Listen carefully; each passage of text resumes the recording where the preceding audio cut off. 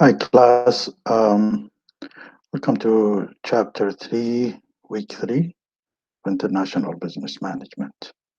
Without further ado, let me share my screen with you. And here we go.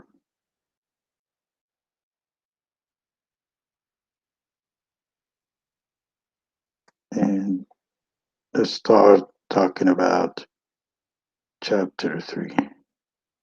Well, first of all, I'd like to thank you for sending your class activity. It was wonderful, very thoughtful. Um, It's showing me most of you have a good understanding of international business and the effect of the international business and how important to be part of this global community, because very important that we should know that if we cannot find a business here, we can find it somewhere else, and that gives you a lots of resources that you can have access to it. Anyway, we'll talk about it more. Here we go about chapter 3, and we will be talking about mostly the environment, the culture of the any environment. We're going to look at how the culture affecting the environment that we are in or we doing want to do business with. So. I guess the case here is talking about Best Buy trying to get into China, and they failed miserably because they never looked at the cultural differences, and they tried to do what they used to do in USA, and they're very successful in North America. But when they entered the China market, that they failed miserably there. Now let's talk about culture differences. Edward Taylor says that complex whole, which include knowledge, beliefs, art, morals, law, custom, and other capabilities acquired by a person, as a member of a society. So the whole combination of these represent a culture. Now, another culture definition is being by Greed, says the collective programming of mind which distinguish the members of one human group from another. Cultural systems of values. So he sees the values are the basic, and then everything is built on it. Now, culture awareness, why it's important, why should we know about it? It's because that knowing about the cultural circumstances of your target country can either help you save money or prevent making mistake, and also might be helping you save, not only save money, maybe making more money. And no consumer products company can afford to make mistakes, as you know, in an intensively competitive market now, especially if there is a culture differences. Now, in the culture, there is two things. There is a values and there is norms. And the values are form the bedrock of a culture. So this is everything is kind of driven from the values. They provide the context which a society norms are established and justified. Norms, on the other hand, are the social rules that govern people's action toward one another. So there is values and there is norms. And furthermore, norms can be subdivided further into two major categories, which is folkways and mores. Now, norms, which is folkways, that type, folkways are the routine convention of everyday life. So if you're not doing it by mistake or you're a foreigner, they people might forgive you for that if they find out you're not from there. A good example of folkways concerns attitude toward time in the different countries. People are very time conscious in Canada, are very time conscious. They always, are checking their times, and they come on times and they leave on time. In other countries, some people are very relaxed about times and arriving on time. Um, when I moved from Canada to Dubai, sometimes I had to be late 10 minutes, so I called um, the other person that I will be late 10 minutes or 15 minutes. I can feel that he's surprised why he's calling me for being late of 10 or 15 minutes. In Canada, this is unacceptable. Sometimes you have to call and apologize for being late. So the issues is here is the fact that some countries is uh, are very relaxed about time and arriving on time. On other hand, mores are norms that are seen as a central to a functional central to functioning to the functioning of a society and to its social life. So they have much greater significance than folkways. And violating norms can be seriously Moors, I'm sorry, can be seriously retribution. So we said norms are made from folkways and mores, and violating mores can be bring serious retribution. On the other hand, the folkways people can ignore it because it's not a big issue. Mores include factors such indictments against theft, adultery, and cannibalism. That's some examples, which is probably most of the all the countries worldwide have the same thing on a different level and different perceptions.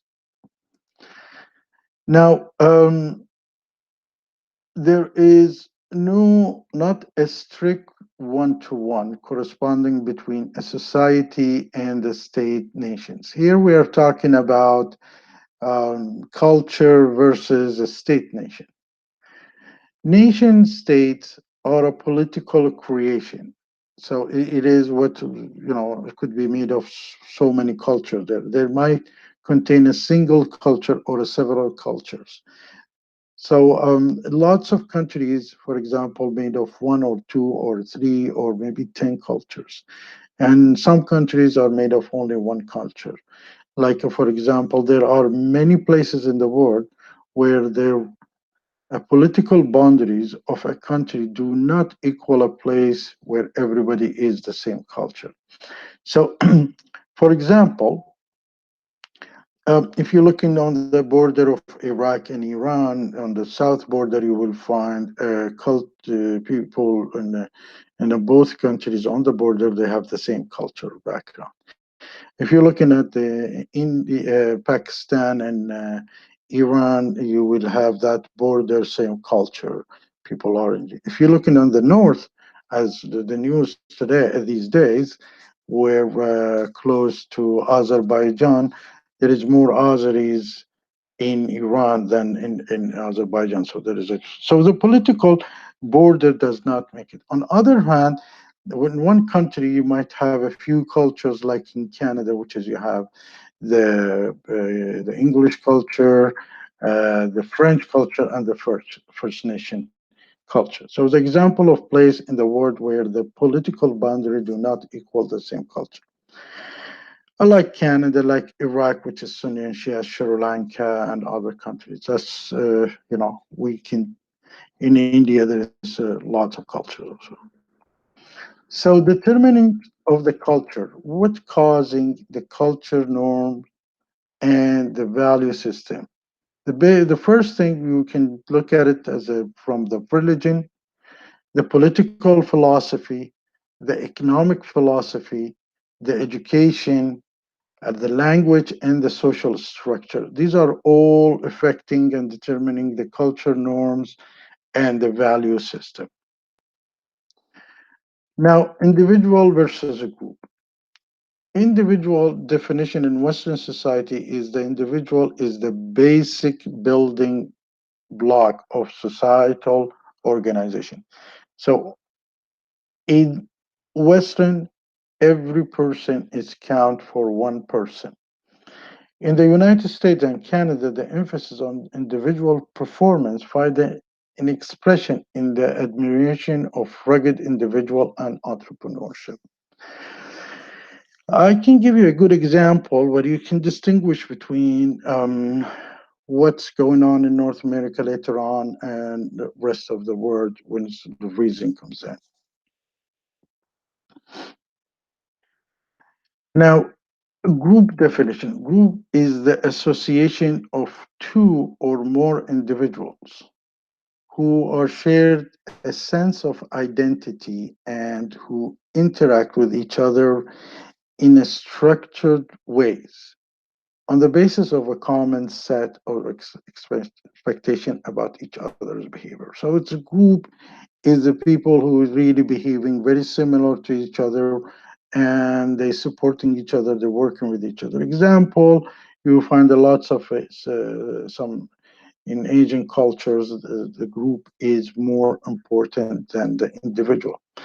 And this is a big issue, you know, it's affecting the business, it's affecting the companies, it's affecting the communication, affecting the international businesses. Whether the other side you're doing business with is a group based country or individual based countries. Now, in individual and group influence of the group environment.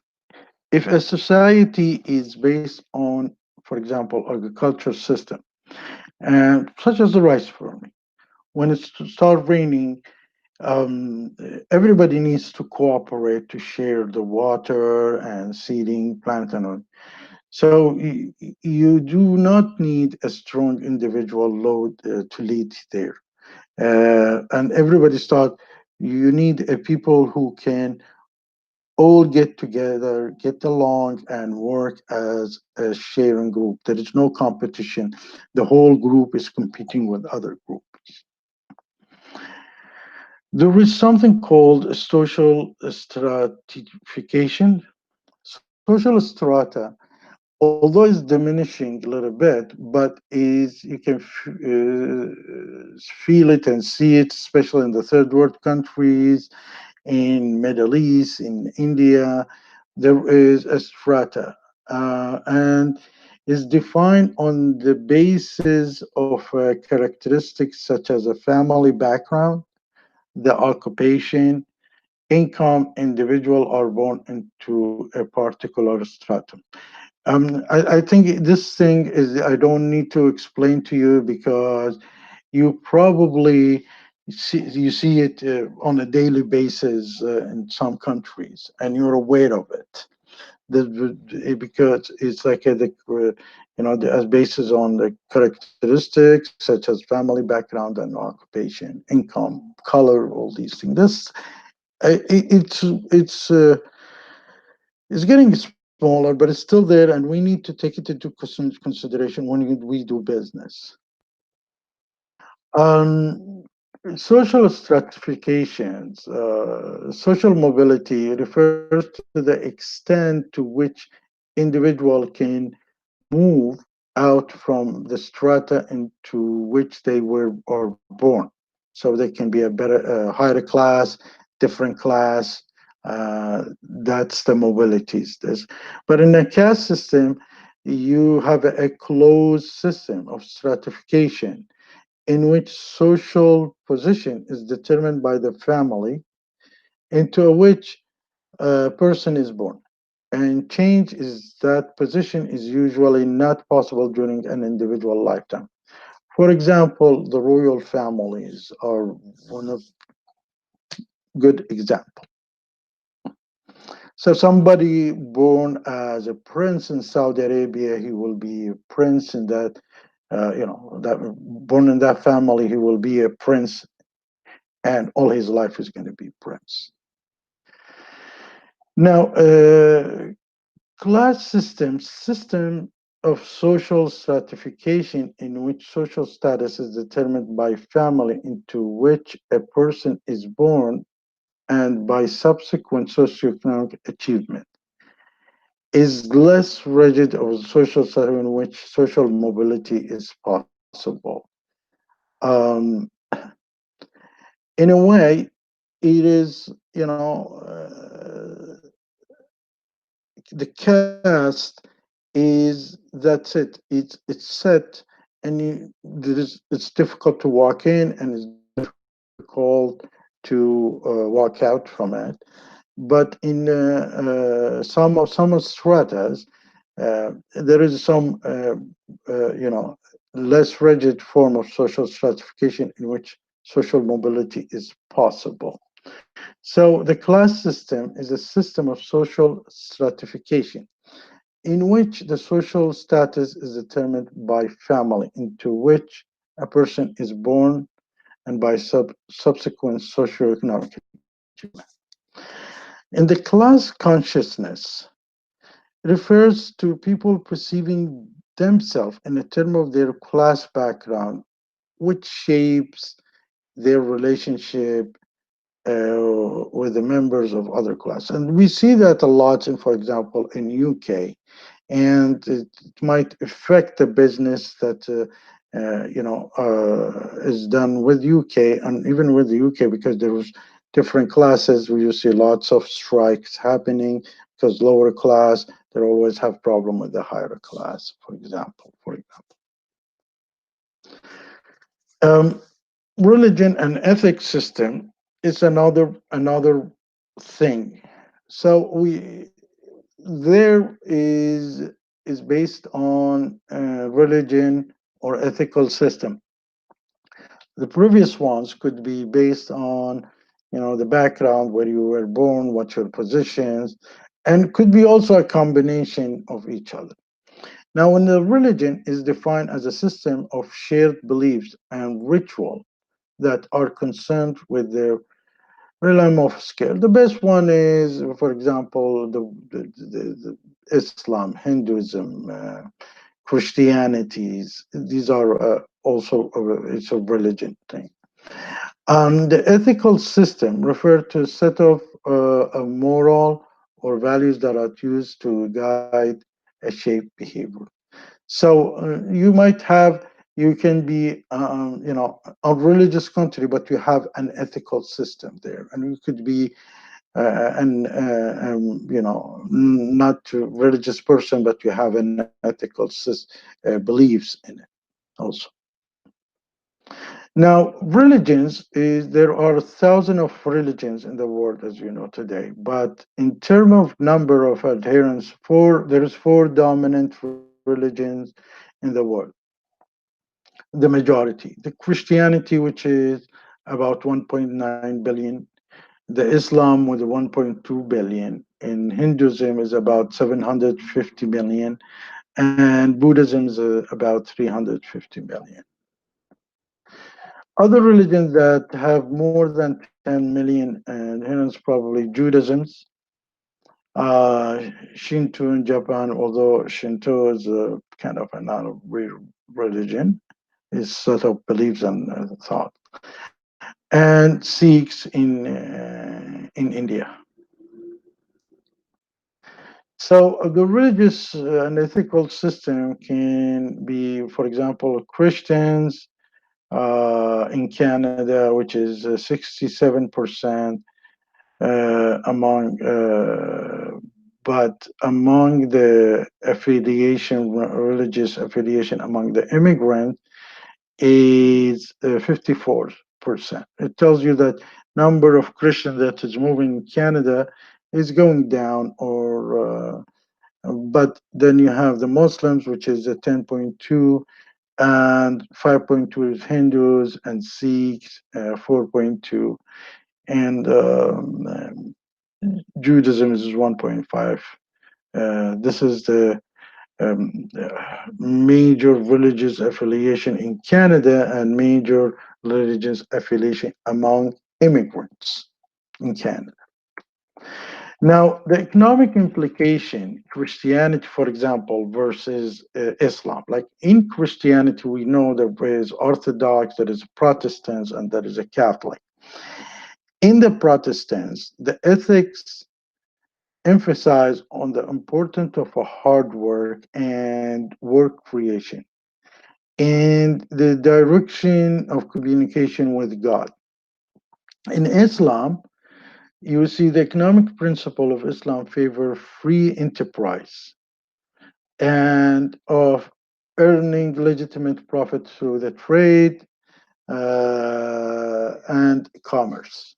Earning interest is wrong in the Islam. Then you have, for example, within Christianity, we said the Protestant domination and the Catholic domination. There is an Orthodox, which is in Russia and Egypt. The Catholic, there is a different than the Protestant in the field that the promise of salvation in the next world and how the poor would reach heaven. So Catholics say there's a salvation in the next world, more emphasis on salvation, and the poor would be in heaven. And the Protestants, they believe in working hard and making money and wealth creation here.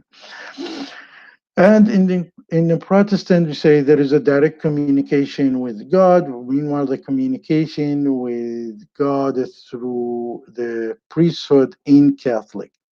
In the Islam, we said the economic principle of Islam favors free enterprise and earning legitimate profit through the trade and commerce. And this is why you see the trade and commerce it most used in Islam countries. Now, keep in mind there is also when it comes to there is a historical effect on that. So, for example, if you look at Mecca, it was a trade center. Like the way you look at Dubai, Mecca was like this. This is a trade center. So, when the religion came in, it also took some from the historical part of it. So, in the Islamic view of the world, humans are part of the collective in which the wealth and successful has to be has have an obligation to help the disadvantaged. The two main dominations, as you know, is Sunni and Shias. On the other hand, if you look at the Hinduism, Hinduism value emphasis that individual should be judged not by the material achievement, but by their spiritual achievement. Hinduism also support Indian caste system. Modern India is very entrepreneurial society, and business is trying to break in and try to smooth this casting thing with the millions of hardworking entrepreneurs, many of whom are, educated. Then you have the Confucianisms, which is Confucianism in mostly in Japan started. The Confucian system of ethics are of particular interest, loyalties, reciprocal obligation, and honesty. In the culture that the loyalty that bind employees to the head of their organization can reduce the conflict between the management and the laborer. So you see this the whole culture work in the way Japan works. If we look at it from Canada, we wonder why somebody will be working hard day and night and weekend and diet work in Japan in because it comes from the belief of such ethics. And the Guangxi refers to the relationship network supported by reciprocal obligations. So it's religion has the effect on the culture and the way we communicate and the way we work. Now, the second thing that we need to look at it is also the language. I myself learned 6 languages in my life. And once you learn the language, first of all, you learn the culture with it. So learning a language without learning a culture might be not 100% effective. So you need to learn Language does far more than people to communicate with each other. So there is a culture behind it. The nature of a language also structure the way we perceive the world. It also helps to define the culture there. The way you people talk, how they it's showing you how they perceive the world, and how they perceive the world. You can define and look at the culture there. In a countries with more than one language, one also find more than one culture. For example, the culture in Montreal is different than in Toronto, for example. I worked for a 1 year for more than 1 year in Montreal. Totally, some places they don't speak any English, and they do very activities like European style. On the Toronto is a very American style. I'm not saying it's similar style of working. Now, language, for example, in Chinese is the mother tongue of the largest number of people, followed by Spanish and English. So the most spoken language in the world is the Chinese, then is the Spanish, which is the Latin countries, and the English. However, the widely spoken language in the world, in worldwide, it's English. Now, the most widely spoken language in the world is English, followed by a Spanish, then Russian, and Arabic. And Russians are probably in the Eastern Bloc because of the old Soviet Union. Uh, but it keep changing. When you talk about language in a business language, then you find out that probably the most important is English, and comes after that is the Arabic and the French as a business wise. Now Chinese is probably is moving up very quickly on the top also. French is there and it's going down step by step, but it's not going very down very quickly. The competitiveness. One important aspect of education is the role as a determining of national competitive advantage. The availability of skills and educated workers seems to be a major determinant of the likely economic success of a country. Now, I don't need to speak about India. You probably know more than I do, but it's is if the reason there is India is booming as a work because they trying to minimize these casting things and maximizing the education and moving people from different castes to the work business. It's nice to walk in a country that really have a nice people and people are all nice, but it's more important to work in a country where people are educated, and India is becoming one of the giant because of education, moving the education, same as in China. In the old days, Japan and Korea had the same thing. So manpower is more important than any other resources. Now, culture and the workplace. How a society culture affect the value found in the workplace is of considerable importance of international business with the operation in different countries. And this is what's happening. People are trying to learn that you want to work in a different culture, you need to have a partner from a different culture so he can smooth the work for you. But here, what's happened is Hofstede is in the 60s and 70s who worked for IBM. And because IBM was the major company worldwide, he's done his studies for many years just to understand the differences and summarize the differences culture. And then he spoke about there is a power distance, there is individualism versus collectivism, uncertain avoidance, there is a masculinities versus feminities, and long term versus short term. Now, because he worked in for IBM, and they're coming when his team, and they're coming from North America.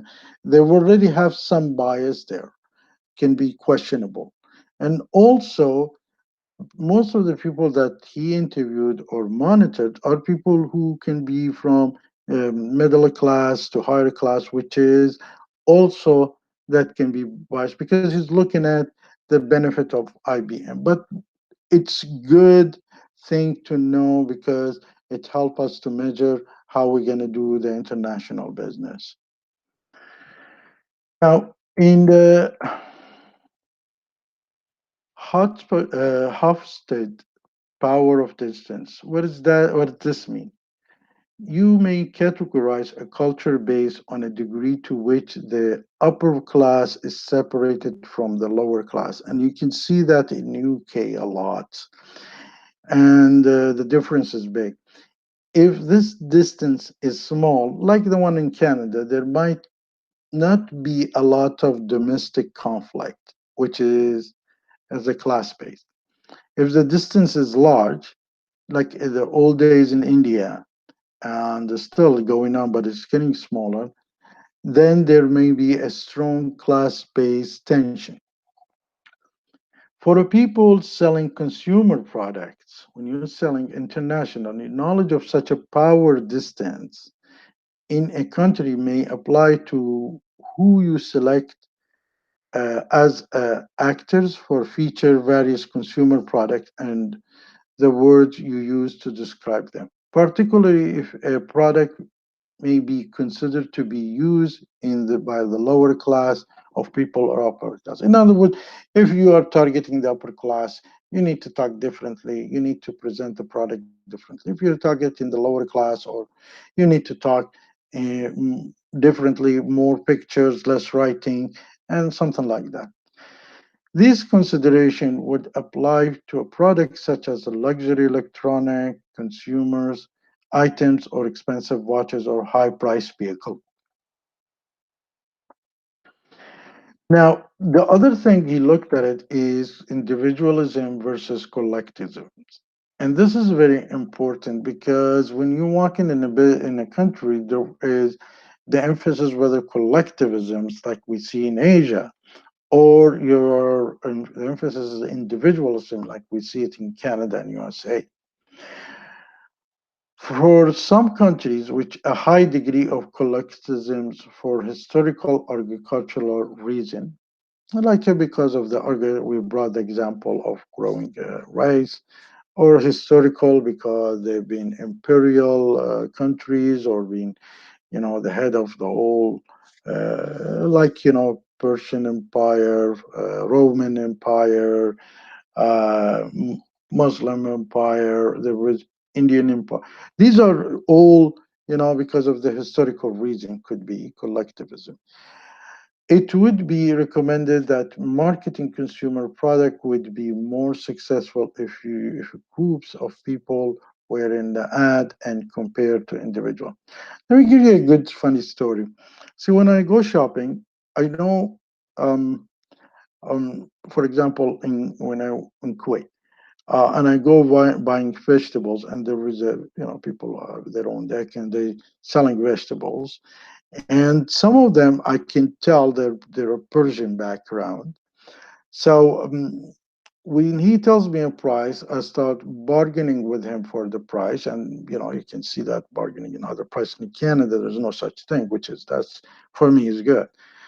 But let's say from 1 KD, I just get 10% discount.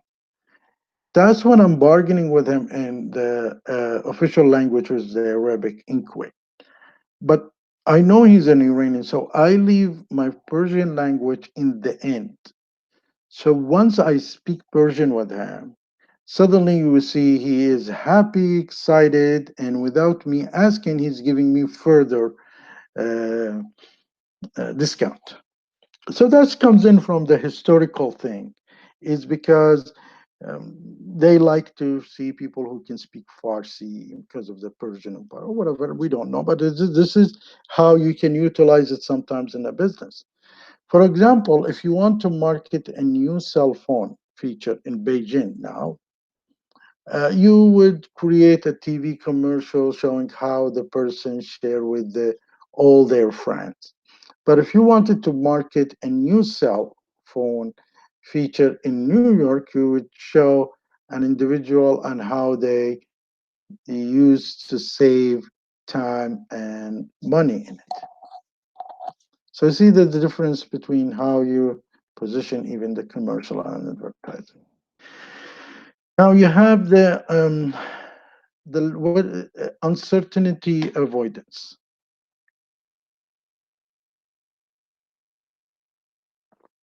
Excuse me.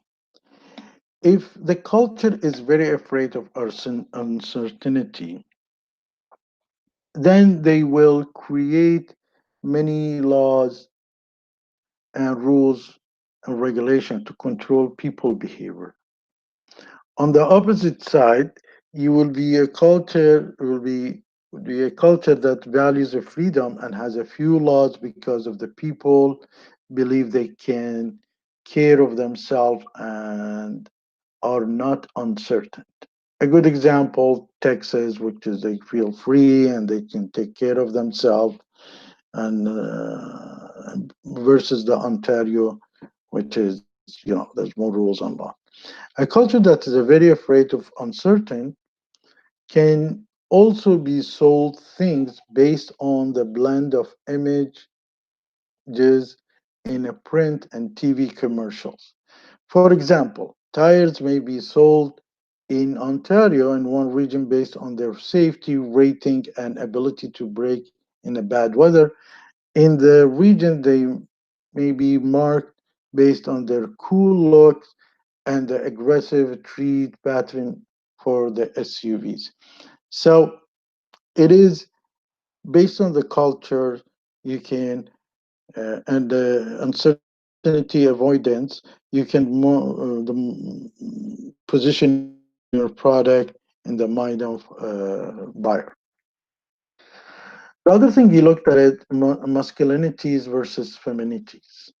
In some culture like Afghanistan, the difference between a man and woman is a quite extreme, as it is relates in clothing, job opportunities, religion regulation, language, human rights, ethic. In other countries like Sweden or Norway, the difference between men and women are very minimal. Now they both have their own justification. But the funny thing that I want to tell you, after 4 or 5 years of what's happened in Afghanistan, there was some, anchor from CBC or CNBC, something, went to Afghanistan interviewing people. She goes, well, after the invasion and changing the government, the clothing of women did not change, but I noticed something. He looks at her, goes, what did you notice? I said, well, we noticed that in the old days, usually woman walks behind the man in Afghanistan. After this, changing the system, now I see women that walking in the front of man, that's a very progressive from your side. He smiled. He said, no, the reason is that because there is mines, bombs, so we want the woman walks behind, in the front of us.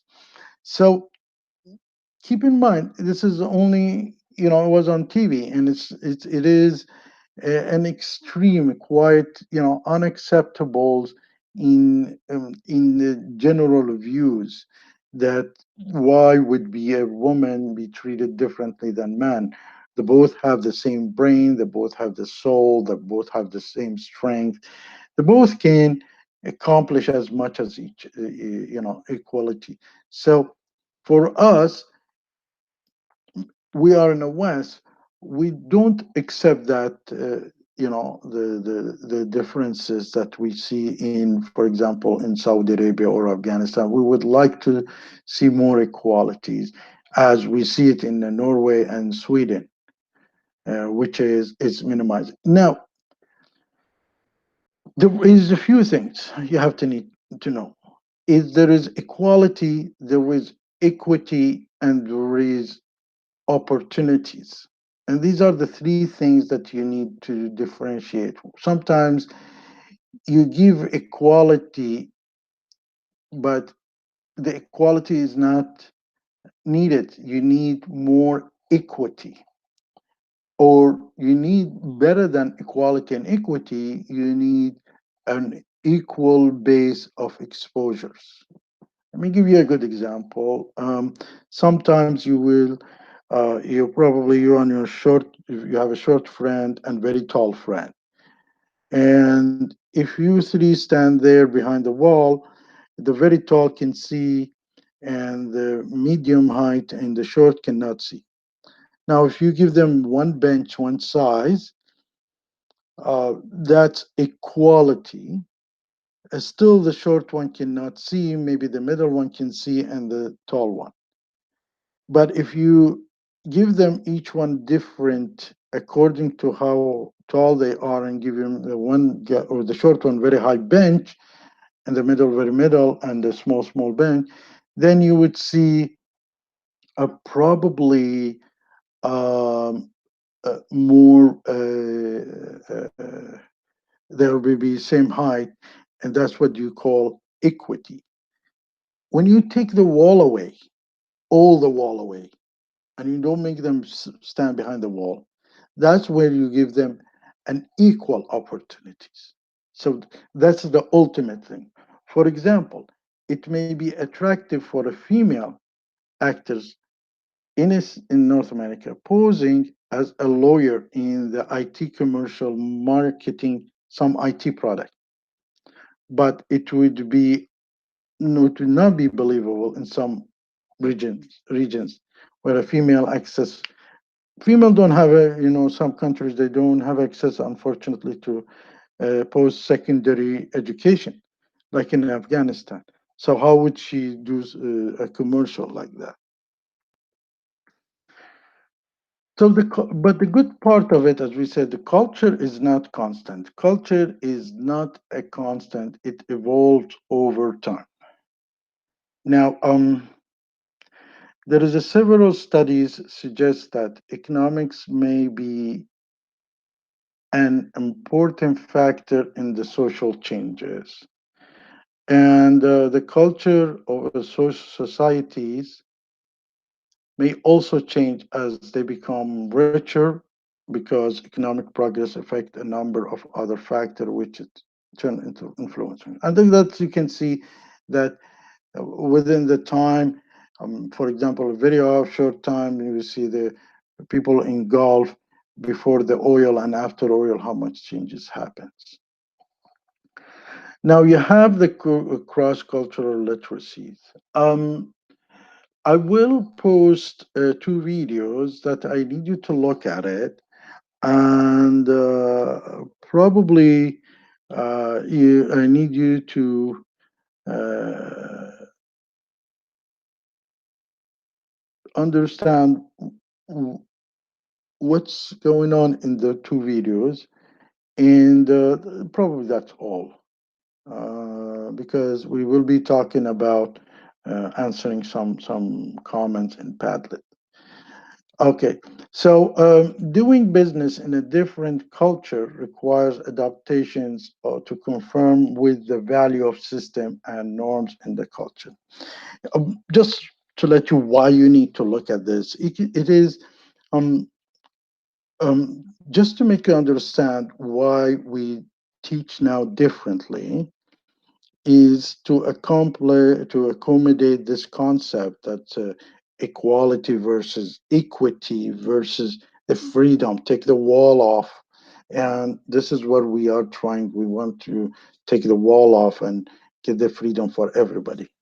So back to this, maybe these two videos probably will help to understand where is the education, Canadian system education is moving to, what they are considering things.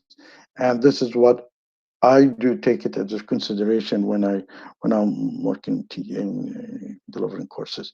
Doing business in a different culture requires adopting to confirm the value system and norms and culture. So you need to understand, adopt their culture. Adoption embrace all the aspects of international firms operation in a foreign country, including the way deals are negotiated. You have one country where they are different deals, different way of they are negotiated.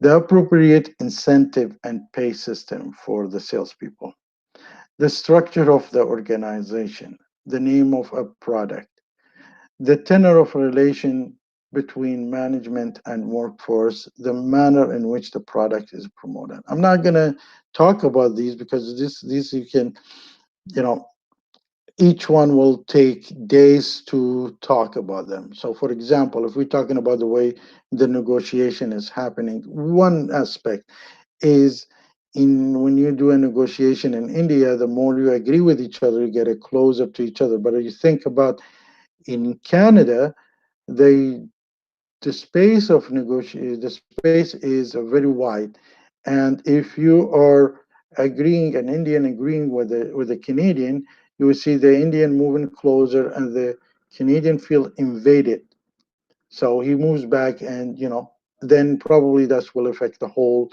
negotiation thing. So there is so much things to talk about this, and hopefully in the future subject we will touch on these also. All you need is to stop by each point and think about it. I will send you the notes and the video for this. The cultural and competitive advantage, the value system and norms of a country influence the cost of doing business. For example, attitude toward cooperation between management and labor, toward work and toward the payment of interest are influenced by the social structures and religion.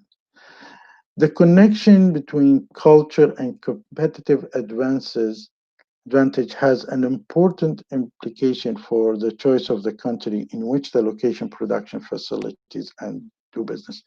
So understanding the attitude toward the cooperation, how they between work and how's the labor and management works, how how is this influencing the interest influencing the society, whether the society open society or a closed society, and the religion, they're all influence how we do business or establish business there or have some trade between them.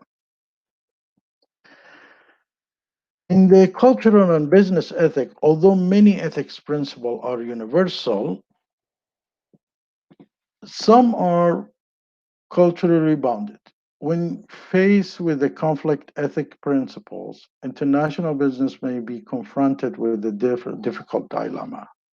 For example, the Kwanzi network are often supported by the idea of reciprocal gift giving. So they giving gift, but in North America, they look at it as a bribe.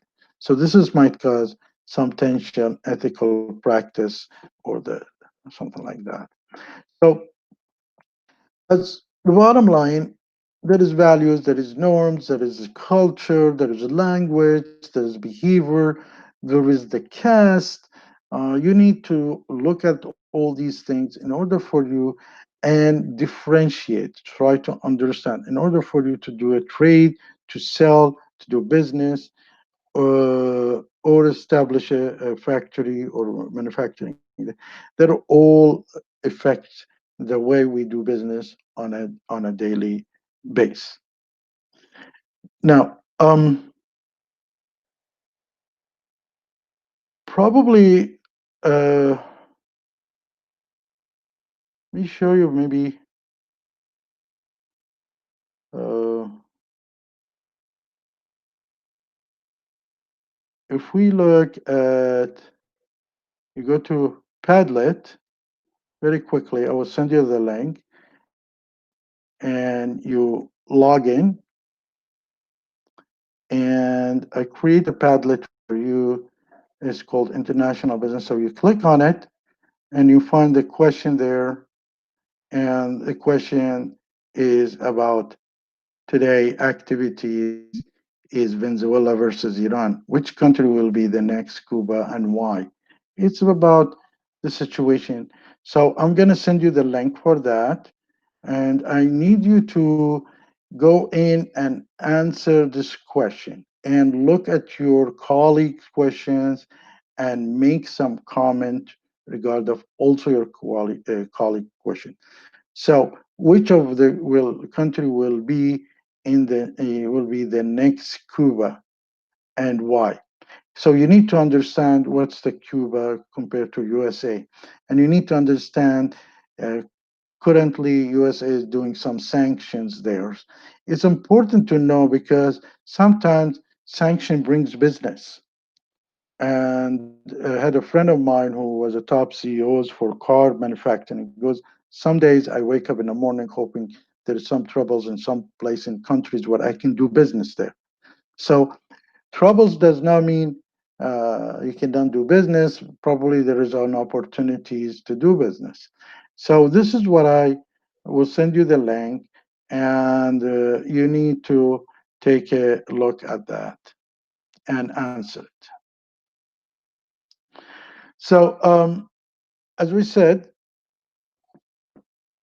this is end of the chapter 3, and I hope you enjoyed this. And we will next class we'll be talking about chapter 4.